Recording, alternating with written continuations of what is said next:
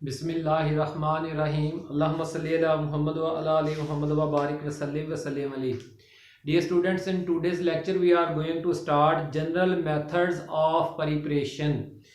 तो a number of methods for the preparation बड़े page 252 है।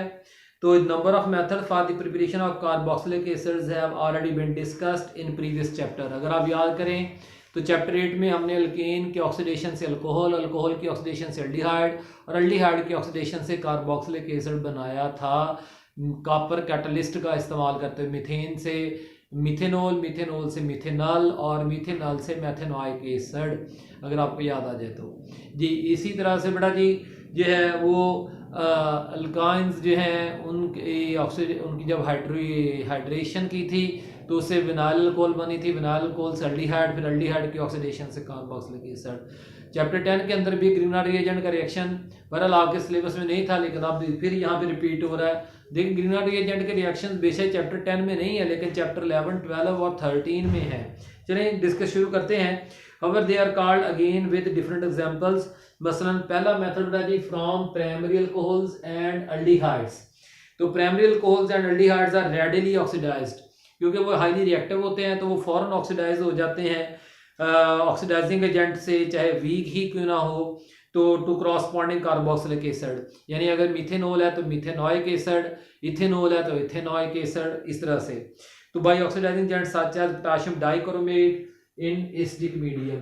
तो प्राइमरी अल्कोहल जो है वो एल्डिहाइड में, और एल्डिहाइड जो है वो ऑक्सीडाइज होकर कार्बोक्सिलिक एसिड, लेकिन जब प्राइमरी अल्कोहल की ऑक्सीडेशन होती है ना तो साथ बाई प्रोडक्ट के तौर पर वाटर बनता है, जो किताब में मौजूद लिखा नहीं है लेकिन मैंने आपको बता दिया है। एग्जाम्पल दी गई है, इथेनॉल जो है वो ऑक्सीडाइज होकर इथेनॉल में, इथेनॉल में, और इथेनॉल की ऑक्सीडेशन से इथेनोइक एसिड, जो कि जिसे हम कॉमनली क्या कहते होते हैं, एसिटिक एसिड जी। तो बड़ा जी फ्रॉम अल्केन नाइट्राइल्स।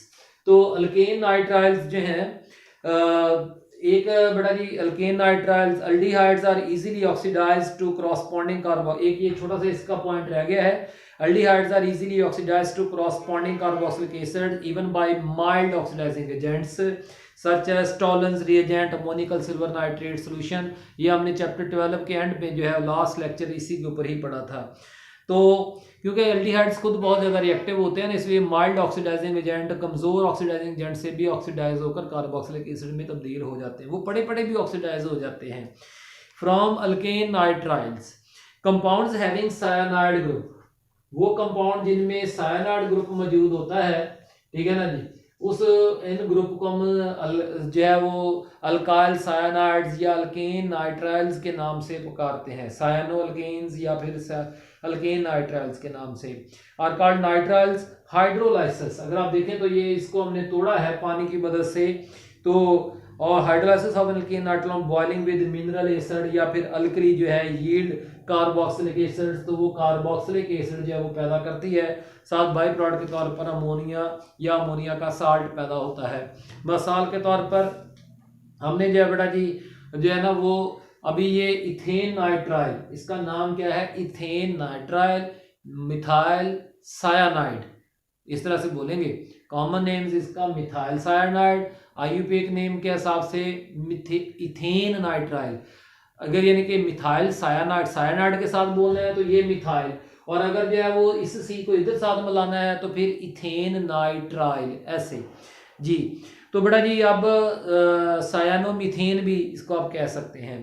तो इसकी हाइड्रोलाइसिस से देखें कि जो है ये कार्बन जो है वो ऑक्सीडाइज हो जाएगा कार्बोक्सिलिक एसिड में, CH3 वैसे का वैसा, तो एसिटिक एसिड बन गया यानी एथेनोइक एसिड। तो इथेन नाइट्राइल से एथेनोइक एसिड, तो जो नाइट्रोजन जो है वो ना सिर्फ अमोनिया में बल्कि अमोनिया से अमोनियम क्लोराइड में तब्दील हो जाती है। अच्छा जी, तो अब बेटा जी सवाल ये जन्म लेता है कि ये अल्केन नाइट्राइल्स हम कहाँ से हासिल करते हैं। तो उसकी preparation of alkane nitriles, alkane nitriles can be prepared by treating alkyl halide with potassium, alcoholic potassium cyanide, तो उसके नतीजे में अल्केन नाइट्राइल्स और पोटाशियम हैलाइड बनता है। It may be noted that acid produced has one carbon atom more than the alkyl. यहाँ पे देखिए अल्काइल में एक कार्बन है, लेकिन अब जो कार्बोक्सिलिक एसिड बना है उसमें कितने कार्बन हो गए, 2। इसमें कितना है 1। फर्क समझ आ गया आपको? तो इस तरह से जो है तो ओरिजिनल हैलाइड्स जो है from Grignard reagents. Grignard reagent से बेटा जी हम इनको कैसे तैयार कर सकते हैं? ये नीचे से नजर नहीं आ रहा था तो मैं सेट कर दूं जी, अब ठीक है।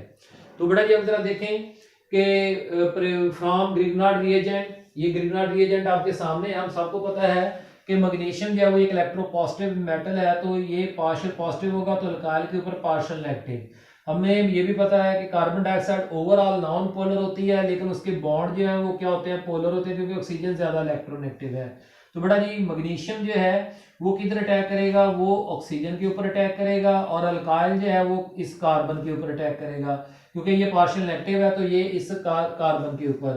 तो अल्काइल जो है वो किसके ऊपर आ गया है? कार्बन के, कार्बोनाइल कार्बन के साथ, और मैग्नीशियम ऑक्सीजन के साथ। तो ये कॉम्प्लेक्स बन गया। जब इसकी एसिड हाइड्रोलाइसिस होती है तो उस एसिड हाइड्रोलाइसिस के नतीजे में ऑक्सीजन जो है वो प्रोटॉन एक्सेप्ट कर लेता है और हाइड्रोक्सी जो है मैग्नीशियम में, तो इस तरह से कार्बोक्सिलिक एसिड बन गया और हाइड्रोक्सी मैग्नीशियम हैलाइड।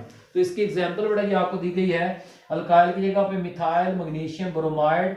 तो फिर ये देखें, ये पार्शियल नेगेटिव, ये पार्शियल पॉजिटिव, इसने इधर जाना है और मैग्नीशियम ने ऑक्सीजन के ऊपर चले जाना है। तो ये पार्शियल नेगेटिव, ये पार्शियल पॉजिटिव, इस तरह से। तो कॉम्प्लेक्स बन गया है। इस कॉम्प्लेक्स की फिर एसिड हाइड्रोलाइसिस, तो ये ऑक्सीजन प्रोटॉन एक्सेप्ट कर लेगा, जबकि हाइड्रोक्सी जब मैग्नीशियम के हिस्से में, तो इस तरह से एसिटिक एसिड और हाइड्रोक्सी मैग्नीशियम ब्रोमाइड। अब बेटा जी वापस फिर आपको ऊपर ले जाते हैं, इस्लामाबाद चलते हैं, यानी ऊपर बलाई इलाकों में चले जी। ये ले तो अच्छा जी, तो अब बेटा जी method number 4 by the hydrolysis of esters.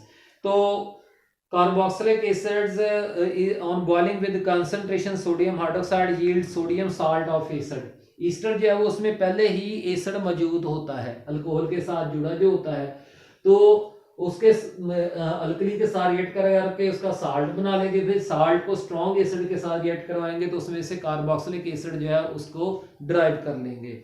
yield from salt, this resulting salt when treated with dilute HCl gives free carboxylic acid। तो देखें this appropriate जो है बड़ा जी this appropriate the appropriate ester on ball जो है मसलन देखें कि ये इसको इसके साथ रिएक्ट करवाया गया है, तो partial negative, partial positive, partial बेटा जैसे में ये था, ये पार्शियल पॉजिटिव होता है, ये ना डिफरेंट अल्काइल शो किया गया है, पार्शियल नेगेटिव है, पार्शियल पॉजिटिव। तो सोडियम जो है वो इधर आ जाएगा, ये इस समेत जो है वो ऑक्सीजन के हिस्से में चला जाएगा। तो जो R डैश वाला अल्काइल है, R डैश वाला जो अल्काइल है वो अल्कोहल बन गया है, ठीक हो गया ना जी। और ये साल्ट बन गया है, सोडियम का साल्ट बन गया है। फिर जब इस साल्ट को जो है वो हम एक HCl के साथ रिएक्ट करवाते हैं, तो सोडियम में अल्कली मेटल को ले लेना है NaCl में, और H जो है वो सोडियम की जगह पे। तो बड़ा यहाँ पे देखें इथाइल एसीटेट ईस्टर जो है उसको पहले रिएक्ट करवा के सोडियम एसीटेट बना लिया गया, साथ इथाइल अल्कोहल, तो फिर वो HCl के साथ रिएक्ट करता है, तो इस तरह से ये हमारे पास एसिटिक एसिड जो है पैदा हो जाता है। आखिरी बड़ा ये पांचवा मेथड जो है वो कौन सा? By oxidative cleavage of alkenes. The alkenes when heated with alkaline KMnO4, alkaline KMnO4। बड़ा याद करें, हमने चैप्टर 8 के अंदर जो है वो हाइड्रोक्सिलेशन बायर्स रिएजेंट पढ़ा था, ठीक है ना जी। उसमें सिर्फ डबल बॉन्ड टूटता, डबल बॉन्ड का पाई बॉन्ड टूटता था, सिग्मा बॉन्ड नहीं टूटता था।